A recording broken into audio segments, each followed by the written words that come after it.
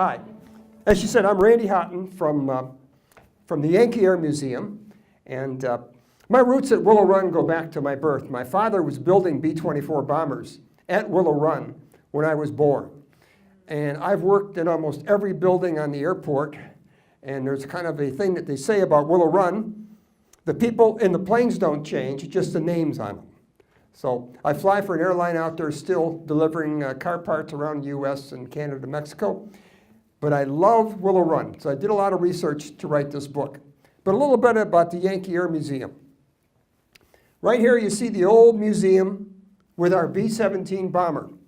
I get to fly this airplane, and if you want to ride on this airplane, we sell rides on this airplane during the summer. And no one has ever taken a ride in this airplane and said, nah, I didn't care much for that. But how many remember this fire? Back in 2004, this World War II wooden hangar that was designed to last 5 years had been in existence 60 years and burnt down. We were extremely fortunate. We saved all our flyable airplanes, which is the backbone of the museum. And we went back in life flying our B-17. We also have this DC-3, the C-47, famous World War II airplanes.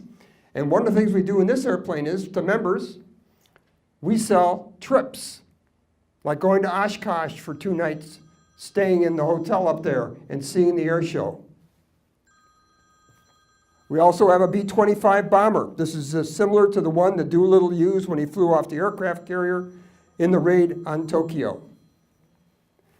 And we purchased this building that used to be a mechanics school. And you hear my phone ringing. I should turn that off.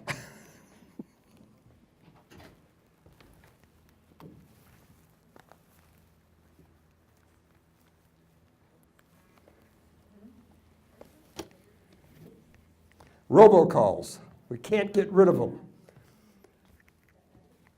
And inside the museum, we have a number of aircraft. And if you would like to visit the museum and you've never been there, I have passes I'll be giving out after this to anybody who wants to go down there and visit our museum. But right here you see the end of the assembly line of the World War II bomber plant. This is where the B-24s came out the door. This is where they fueled the gas pumps for the airplanes. And the museum has purchased the end of that assembly line, and that's going to be our future home. In fact, we're collecting money right now to turn that back into a hangar so next year our airplanes can move into the bomber plant. And this is what it looks like inside the bomber plant. Very little has changed since the Army moved out in 1945. GM built transmissions here, but you look down the floor, and here's the track that pulled the bombers down through the factory, moving them so they could come out the doors, 1 bomber every hour. And this is a Ford advertisement during the war. They show the bomber plant with the endless stream of bombers flying over it. And right here is what the factory looked like in late 1945. The war is just about over. The 2 parallel assembly lines that produce the airplanes that come out these doors. Parking lots are full. The hangars have been built. And the airport has been built. This was the Willow Run bomber plant. And it built the B-24 Liberator bomber. The B-24 Liberator bomber was the newest, fastest, most modern bomber in the Army Air Corps, in fact, maybe in the world, in 1940. And the Army wanted these by the tens of thousands. And that's how Ford got involved in building this airplane. But when we think about the B-24 bomber, we must never forget that without the guys you see on this screen right here, it would have been an expensive collection of nuts and bolts and parts. These aviators took this airplane into enemy territory. The casualty rate amongst these guys was astronomical. You had a better chance as a Marine storming a beach in the Pacific than you did on completing your missions in a bomber in Europe. But these guys flew this airplane and made this airplane a liberator of occupied countries.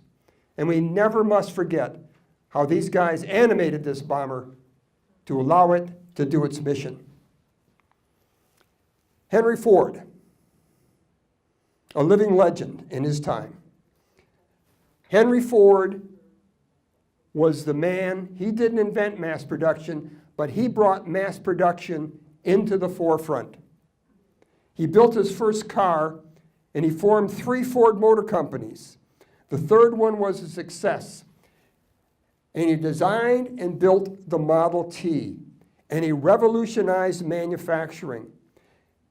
Standardized parts, moving assembly line, parts that could be made from blueprints that were identical, and this allowed the assembly line to speed up and, using semi-skilled labor, build cars that the workers could actually afford. Up until this time, there had been craft production. That's where a skilled artisan would get a part, work on it, and build a car.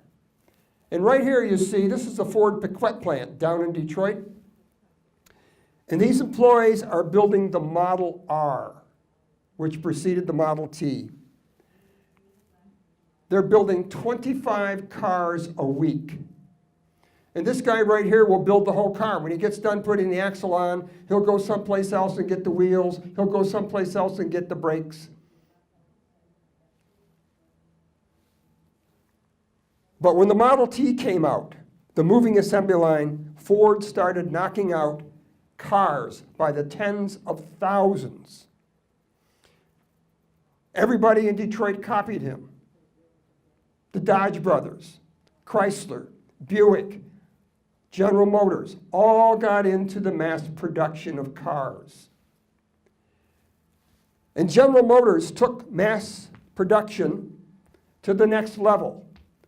They built their 5-model stair-step. You buy a Chevy, and then you get a little richer, you can buy a Pontiac, and you move up the line. And what General Motors did, they changed the color of the cars every year.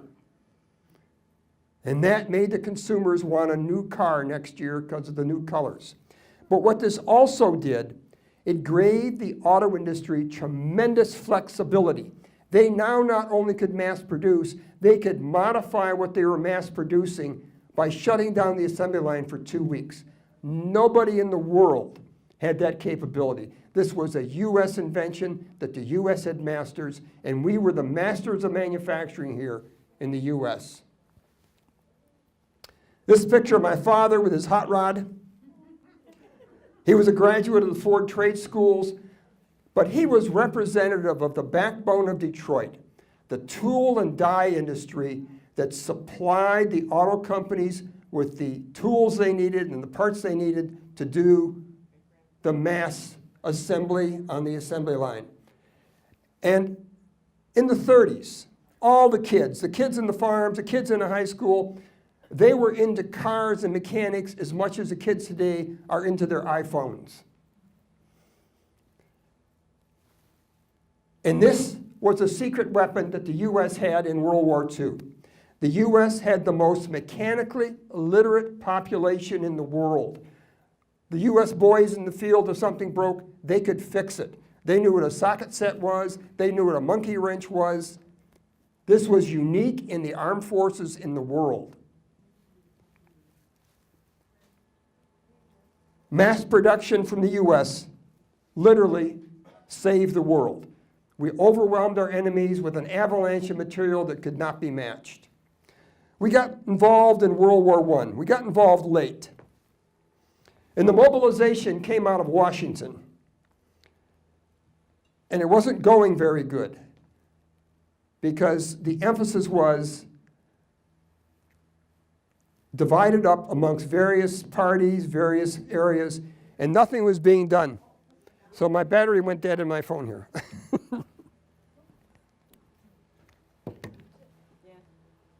Hi, how's this one? Hello, hello, there we go. Okay, so they formed something called the War Industries Board that was supposed to allocate parts, allocate materials, and it wasn't working very well. But this man right here, his name is Bernard Baruch. He was a Wall Street financier. Can you imagine that, bringing a Wall Street financier into your government? Who's ever heard of such a thing? But he knew what had to be done. And he finally got production organized, and by late 1918, U.S. material was starting to flow into Europe. Prior to that time, the U.S. troops were fighting with French airplanes, French machine guns, and British airplanes. And there was a man watching this. That's Bernard Baruch, a man named Franklin Delano Roosevelt. He was Assistant Secretary of the Navy, and he had watched the debacle in Washington on how the U.S. mobilized for World War I. And he and Bernard Baruch became great friends. Baruch became one of his advisors in his administration, and they stayed in touch over the years.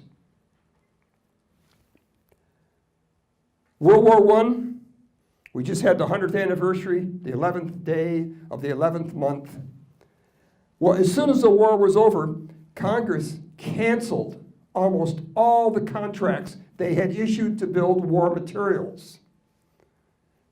Empty factories, broke companies.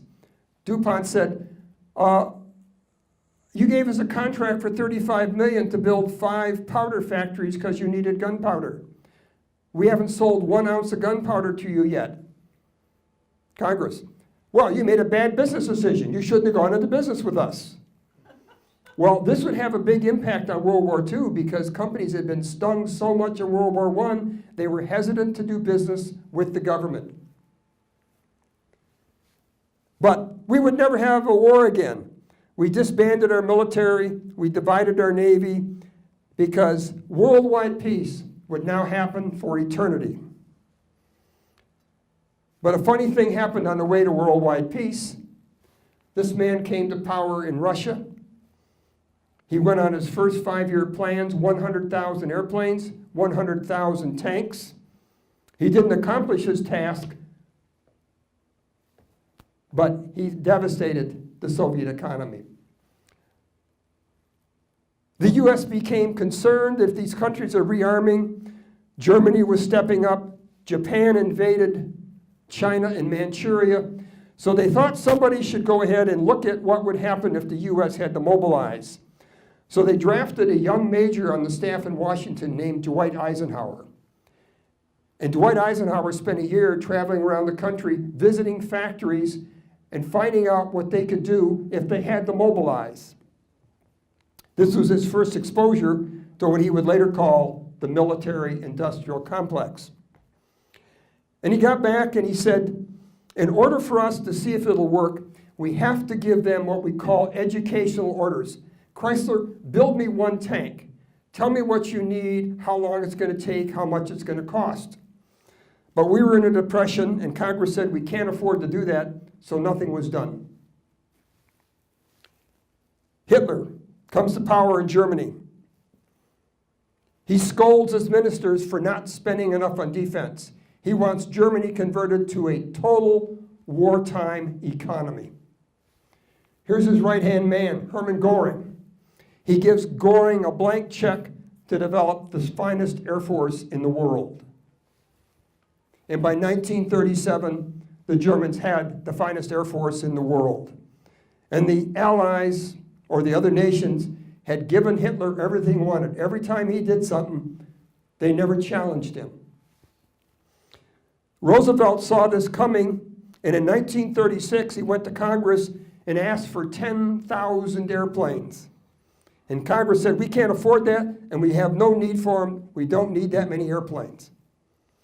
But then, in November of 1938, the first outrage against the Jews took place in Germany.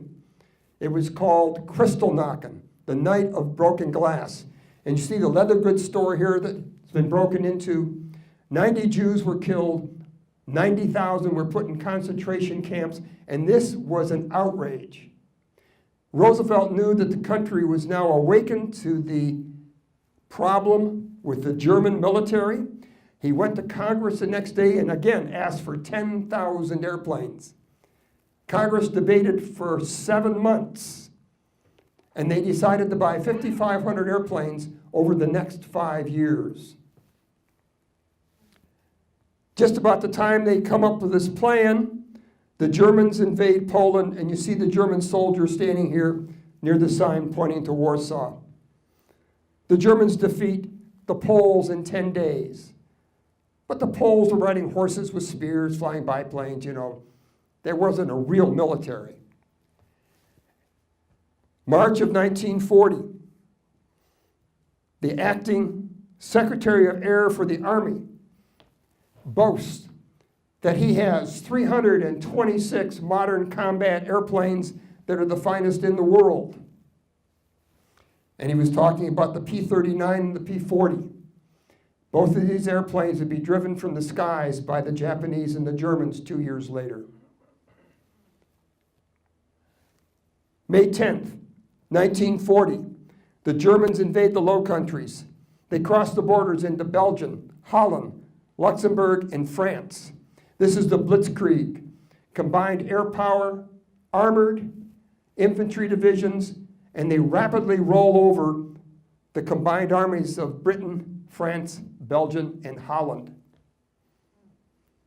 And they're using something that's never been used before. The airplanes have radios to talk to the tanks can talk to the infantry, and they can coordinate what they're doing. The U.S. is absolutely unprepared. George C. Marshall, Chief of Staff of the Army, tells Roosevelt, one German division landing in New Jersey would own the state in a week. You can't continue doing things the way you're doing them. You've got to bring the industrialists in to mobilize the U.S. And Roosevelt wanted to make an impact statement that might arouse the American people. So he went on the radio and he said the U.S. is going to build 50,000 military airplanes a year. This number was so astronomical that when Hermann Göring, head of the German Air Force, heard it, he said, oh, that's pure propaganda. Nobody can build 50,000 military airplanes in a year. In 1944, the U.S. had built almost 100,000 military airplanes. One of the Army generals was a major on the staff down in Wright Pat in Ohio.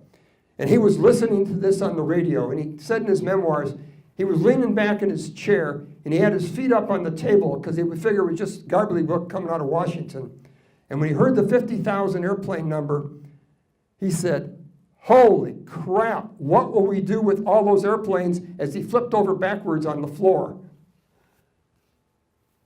And although FDR didn't like bringing business people into government, fearing they would trample on his social agenda, he was aware that these politicians did not have the capacity and imagination for the swift action that would be required to mobilize the U.S. So he turned to his friend Bernard Baruch, and he asked Bernard Baruch, who are the top 3 industrial production people in the U.S. right now? And Bernard Baruch said, number 1 is Bill Knudsen of General Motors. Number 2 is Bill Knudsen of General Motors, and you can all guess who number 3 was. Bill Knudsen, right there. A Danish immigrant came to this country with $20 in his pocket, 1900. He swept the floors, cleaned the bathrooms, worked his way up into the vice presidency of Ford Motor Company, got into a fight with Henry Ford about painting cars different colors, went to General Motors, and within 2 years, Chevrolet was outselling Ford.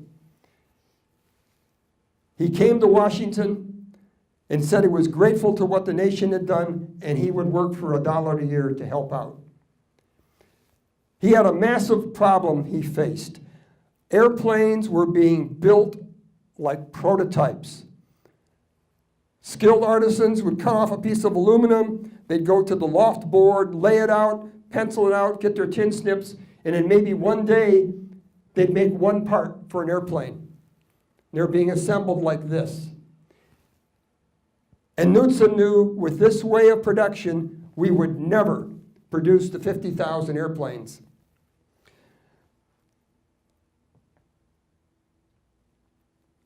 They had asked the aircraft companies to expand their production. And Congress said, if you expand your production, we're going to cut the profits because we don't want you making too much money. And the aircraft companies went, let me get this. You want me to spend $100 million to build an aircraft factory, and you might cancel the contract before the factory's built. No thanks. We got bit last time. We're not going to do it this time. So Knutson went to the auto show in New York City, October of 1940, and everybody was there. Ford Motor Company, General Motors, Chrysler, Briggs Manufacturing, all of the people were there. And he got up after the meeting, and he said in his broken Danish accent, we must build more big bombers than we can hope to build. We must build them sooner than we can hope to build them. I don't know how we're going to do it, but I want you all to come to Detroit in 2 weeks, and don't tell anybody what you're doing. So 2 weeks later, they came to Detroit, and they went to the new center building near the GM headquarters. The Army was there, the aircraft manufacturers were there, and the auto companies were there.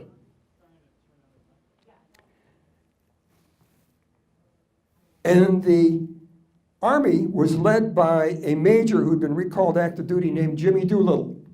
Jimmy Doolittle was the first PhD in aeronautical engineering. And he said to the auto companies, come on over to the old Graham Page factory on the west side of Detroit. I got all kinds of stuff there. You tell me what you can build, and I'll get you a contract right away. And when we think about airplanes, we think about wings and flaps and ailerons. But a prop governor is not much different than the governor in automatic transmission. A power steering pump is just another type of hydraulic pump. A shock absorber for a truck is not much different than an oleo strut on an airplane. So all of these components had to be manufactured for the aircraft. But this is the airplane that was the biggest challenge. The first one flew in February of 1939. It was faster than the B-17. It carried more than the B-17, and it went farther. And like I said before, the Army wanted these by the tens of thousands. So Jimmy Doolittle met with the Ford officials and asked them to build parts for the B-24 bomber. And Henry Ford said, yes, we'll go ahead and do that. And what they wanted Ford to do was to build like these kits, all the parts that would be shipped to an aircraft company who would then put the airplane together to fly away. So after the first of the year, Edsel Ford and Charles Sorensen, head of production at Ford Motor Company, went out to San Diego to see how the B-24 bomber was being built. And what they saw to a production guy was appalling. Aluminum airplanes being built outdoors on steel fixtures. Temperature changed 20 degrees. The holes drilled 2 hours ago wouldn't line up. No two airplanes were alike. He saw them hanging the engines, and they had to line up the centerline thrust of the prop shaft to the longitudinal axis. And to do that, they had a pickup truck with pallets in the back with a surveyor's transit and a guy looking through the transit going, 2000's upper left, and a guy up next to him with a megaphone would go, 2000's upper left, and a mechanic would put a shim on the engine mount. 4 hours to hang one engine. At the end of the day, Reuben Fleet, who owned Consolidated, was pretty proud of his airplane. He said to Sorensen, so what do you think? And Sorensen said, I'm pretty discouraged by what I saw. Nothing Ford builds will fit anything you build. There's no compatibility. And this kind of irritated Reuben Fleet. So he said to him, how would you do it? And Sorensen said, I don't know, but I'll have an answer in the morning. And he went back to the Coronado Hotel, which still stands in San Diego. Anybody ever been to the Coronado Hotel? Okay, it's the most expensive red roof in the world. And he went to his room, and he took his notes from the day, his knowledge of manufacturing, and he started drawing parts to sub-assemblies, major assemblies, final assemblies. And at 4 in the morning, he had the production down, and on the back of hotel placemats, in pencil, he drew a bomber plant that would produce one B-24 bomber an hour. In the morning, he showed it to Edsel Ford, and Edsel Ford was just excited. He said, we must show this to the Army. We must show this to Consolidated. So they went to Consolidated And Consolidated blew up and said, no one can do that. No one can build an airplane like that. And the Army was almost like the second coming of Christ. This is exactly what we're looking for. We will give you a contract right now to start this project. They awarded a $200 million contract on the basis of pencil drawings on the back of hotel placemats. Largest contract ever issued in the history of the U.S. up to that point. And they wanted this project started right now. So Ford had to find a place to build a factory and an airport. By 1940, the suburbs had started to grow up. Livonia, Garden City, Westland were starting to be populated. They had to go out to western Wayne County into Van Buren Township to find some flat open land to build an airport. And here you see, this is I-94 down here. That's Ecorse Road, Michigan Avenue. And there's the airport and the bomber plant laid out. And here's the blueprint. And you see right here, there's a little creek that runs by here that was called the Willow Run. And that's where the factory got its name, from the creek by the factory. And there's a picture of that creek again. And they went to Alfred Kahn. Alfred Kahn had built over 200 buildings for Ford Motor Company and was a renowned architect.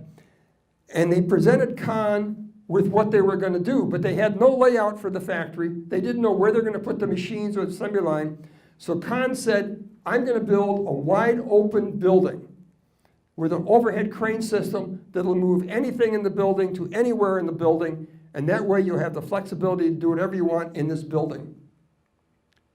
And right here you can see spring of 1941. They're already laying out the factories. They've chopped down the forest. You can see the airfields being laid out here. And here's that sleepy little creek called the Willow Run. The factory was redesigned 5 times while being built. When Ford got the contract, they were supposed to build 100 kits a month. 11 months later, they were given a contract to build 505 airplanes, 100 kits plus 405 flyable airplanes. And you can see right here, the bomber plane was built, the assembly lines would roll across here, and this is the Wayne-Washtenaw County line, and the airplanes would come out of the factory into here. But they expanded the factory so much that they had to put the famous 90-degree turns in here, and now the airplanes would come out the south-facing doors. This hangar that used to be right here had to be pushed back 320 feet. And it's amazing, when they were taking down the bomber plant, they found the foundations for the original factory underground. They just poured concrete over them and kept moving on building a new factory. And right here you can see the famous turntables. They'd come down the assembly line, through the paint booth, through the final assembly, and come out the bottom doors here.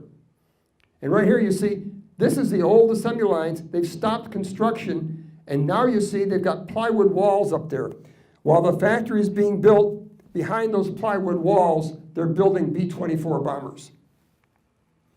And right here in March of 1942, the first B-24 bomber is coming into the airport. And right here is the part of the bomber plant that the Yankee Air Museum has saved. This is the final assembly line right here.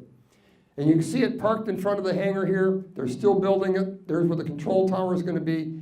And this is the first B-24 at Willow Run. It's a prototype to help Ford build airplanes.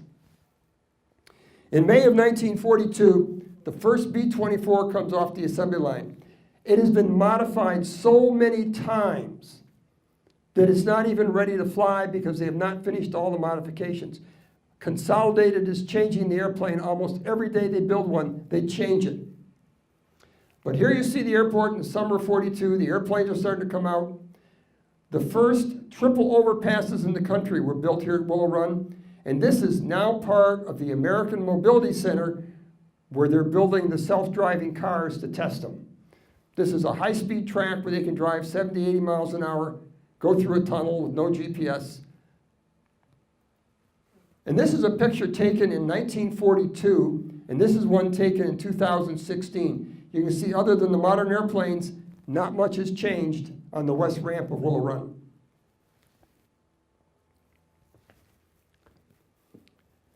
Production had gone up so much that they didn't have room to work on the airplanes. So they had to build these hangars.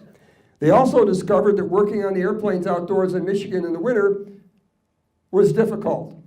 So they built these hangars, and you can see the louvers on the back, that you could put a B-24 in there and run it at full power to test the engines. They couldn't find workers. There was no housing in the area. So they went down to the hills of Tennessee, West Virginia, Kentucky, Southern Ohio, and they put up these posters. 54-hour week, time and a half over 40. You could make $250 a month building bombers. That was almost as much as you made in West Virginia in a year. So they flocked up from the hills of Kentucky, West Virginia, into Detroit. And Ford was very progressive. You see right here, men and women were paid the same for the same job. From day one, that was how he ran his business.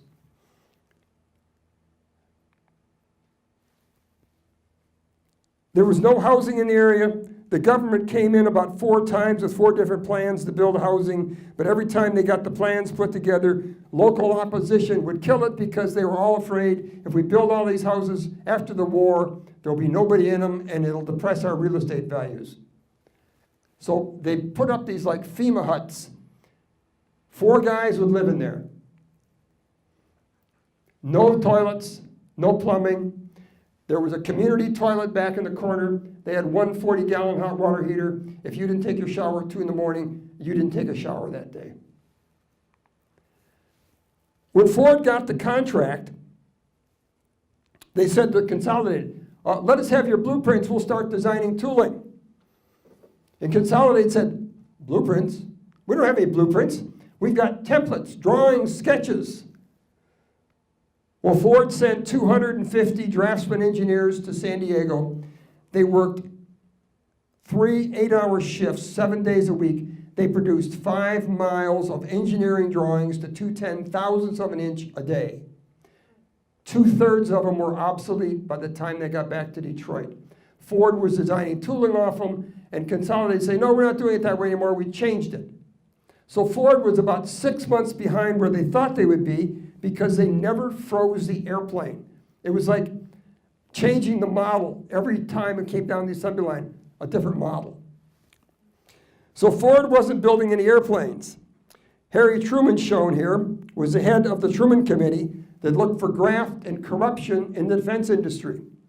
So they came in to investigate Willow Run, and they said Willow Run is capable of running as well as any factory in the country, but there's nobody in charge of Willow Run. What you need is a plant dictator who is the only person in the world who can modify production at the factory. So they appointed a man named Meade Bricker. And under Bricker's leadership, they farmed out the sub-assemblies to other factories, brought the parts in, got the labor force down to 17,000 workers, and that's when they started cranking the bombers out at the rate of 1 bomber an hour. The Rosie the Riveter is a famous story of Willow Run, and right here you see a picture of them. This is a Hollywood composite for a government poster. There were no quotas to hire women. There was no affirmative action program. There was just not enough people to work, so they wanted women to come into the defense industry. And this was the poster, we can do it. And that's what our model Rosies look nowadays, don't they? And right here, all the Rosie photos you'll find in the Ford archives are what they call glamour photos.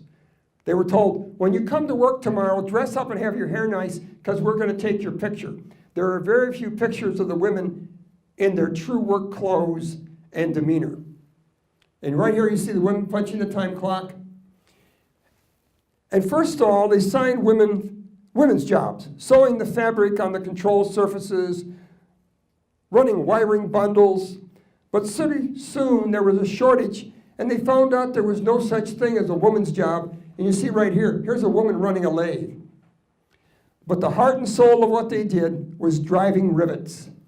This is a center wing of the B-24.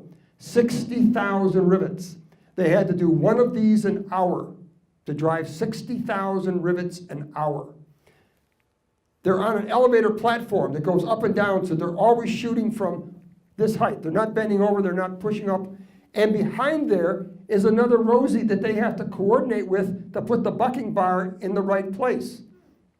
Who saw the play down at Purple Rose Theater? They talk about the bucking bar. That's where it is, right behind there. Rose Monroe is kind of a famous Rosie. She answered the call for the jobs that she saw down in Summerfield, Kentucky. She was a widow with 2 children, and she came up to Detroit, put her kids in Jackson, Michigan with some family friends, and she worked there. And one day, Walter Pidgeon, a Hollywood actor, is walking through the factory, and he's talking to her, and she's driving rivets on the bottom of the airplane.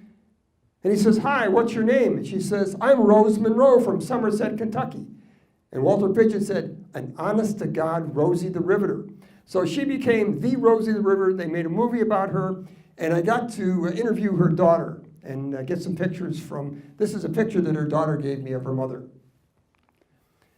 Charles Lindbergh, famous aviator, first guy to fly across the ocean all by himself. He was part of the America First group that challenged Roosevelt's move towards the war. And this made him an enemy of Roosevelt. And when the war came after Pearl Harbor, Lindbergh tried to get back in the military. He tried to get in the aviation industry, but Roosevelt said he's blackballed. He will not fly in the military. He'll not be in aviation. But he was good friends with Henry Ford because he'd given Henry Ford his first ride in an airplane. Henry Ford's only ride was in the Spirit of St. Louis in the summer of 1927. So he asked if he could go to work for Ford Motor Company, and the Army didn't even tell Roosevelt. They just said, "Yeah, go to work for Ford. That's an auto company. They won't care." And he came to Willow Run as a test pilot to fly B-24s coming off the assembly line. And this is a letter he wrote to Henry Ford saying he was really glad he got to fly with them, and let's stay in touch. Lindbergh came to Detroit quite often because his mother was a school teacher in Detroit. And right here, you see Jimmy Doolittle. And he's standing with his airplane. He was the first official landing at Willow Run Airport. 2 other airplanes had landed the day before without telling anybody because they saw the airport there. But right here, he's famous for his raid off the aircraft carrier Hornet called the Doolittle Raid. But Willow Run was one of his pet projects. He was extremely interested in Willow Run, and about 3 weeks after the Tokyo raid, he come back to Willow Run. He's now a general with a Congressional Medal of Honor, and you see a very rare picture of him and Charles Lindbergh together with Sorensen, Edsel Ford, Henry Ford, with the first B-24 to come off the assembly line. This is the last chapter in my book that kind of gives a layout of how the factory is going to run. Each one of the pictures that goes in the book is related to where the picture was taken in the final assembly. And right here you see all the parts breakdown for the B-24 bomber. Ford used hard steel dies to knock out precision aluminum parts. One of the problems they only had 75 presses and they had 4,500 stamped parts. So they had to schedule a press to run for a day and a half to make a month's production of a part. That's why you couldn't change the airplane, because if you changed the airplane, those parts were all obsolete. And you see right here, there's women running a press, something before the war you would have never thought of. This was just a common sight in the factory. And right here is the heart and soul of the B-24 bomber. This is the center wing. All the parts, the plumbing, the tubes, the gas tanks, the stringers, all here. And there's 27 of these fixtures that are always having a wing put in them. And the wings were designed, they could be pulled out the top, and they drop them into this machining combine. This machining combine performed 46 boring, shearing, milling, drilling operations in 17 minutes to 2/10,000ths of an inch. The Army said this is a complete waste of money. You don't need a $250,000 machine to do this. After they saw the wings coming out of there, they went, you know what? That's not a bad idea. The cockpit floor was a little more complicated, and it was on a carousel that went around every 12 hours. And that way the women would always work on the same thing, so there wouldn't be a turnover about where this cable went, where this plumbing went. And you see right there that one of the black women that came in the factory, they didn't come in the population until late in the production because, as you saw in the play, the white women didn't want the black women in the factory. But once they came in the factory, they found out they were like them. They had kids at home, they had husbands that were working overseas, and they integrated into the workforce. And Ford built the airplane in parts. Like here's the side cockpit wall. Before we make this into an airplane, let's put all the plumbing in there. The way Consolidated was doing it, they built the whole airplane with no wiring, no hydraulics, no cables. It'd be like wiring this room after you put the drywall up. This really sped up production for Ford Motor Company. And here you see all the identical cockpits, all the plumbing, all the wiring, all the rear fuselages with their oxygen bottles. And right here is a wing being dropped on the assembly line. This will be a flying airplane in 5 days. That's how quick production went on. And you see about 16 hours later, they're coming down there, the nose is on, they're dropping the tail on. Right here, they're putting the horizontal stabilizer on. They haven't put the outside wings on yet. They'll put those on when they go by this station. And right here, you see Eddie Rickenbacker shaking hands with one of the midgets that Ford called the little people. Ford hired 8 of these little people, and their job was to get inside the wing and hold the bolts on the back so they torqued on the outer wings to the inner wings. And there was kind of a joke at the factory. After you did this, you counted your tools and your midgets to make sure you hadn't left any in the airplane. And when you read the memoirs of these guys, they were so proud of their job. For the first time in their lives, they weren't being pointed at and laughed at. They had a unique job that they could do. And right here you see the airplane coming onto the turntable. And right here, there's 2 parallel assembly lines, 90 B-24 bombers under production. And they'll move every hour towards the exit where you see the airplanes rolling out. In January of 1945, the war in Europe was going very badly. They thought the war in Europe might go on another 9 months to a year. So they gave Ford a contract to build the B-24N, which was a single-tailed B-24. But by the time Ford tooled up, Germany had collapsed, and they canceled that contract and told Ford all production will cease no later than August 1st of 1945. And then on May 28th, they said, stop production as soon as the last airplane you're working on right now goes off the assembly line.